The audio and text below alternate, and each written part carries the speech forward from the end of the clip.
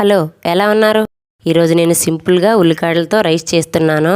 ఈ రైస్ వేడివేడిగా తింటే చాలా బాగుంటుంది. ఈ రైస్ కోసం స్టవ్ పై ప్యాన్ పెట్టి 2 టేబుల్ స్పూన్ ఆయిల్ వేసి ఆయిల్ హీట్ అయ్యాక 1 టీ స్పూన్ తాలింపు గింజలు, బాదం పప్పు, జీడిపప్పు 1 టేబుల్ స్పూన్ చొప్పున వేసి మీడియం ఫ్లేమ్లో ఫ్రై చేసి పోపు వేగిన తర్వాత అందులో 2 కట్ చేసిన పచ్చిమిర్చి, 1 రెబ్బ కరివేపాకు, 1 కప్పు వరకు ఉల్లిగడ్డలు వేసి తాలింపు మొత్తం బాగా కలపాలి.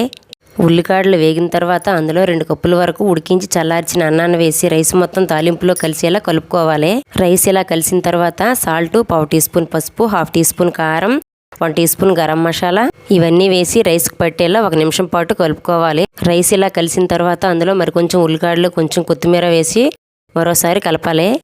ఇప్పుడు 1 చెక్క నిమ్మరసం కూడా వేసుకోవచ్చు. మా ఇంట్లో అందరికీ జలుబు ఉందని నేనైతే వేయట్లేదు. అంతేనండి, వేడివేడిగా tasty spring onion rice ready అయింది.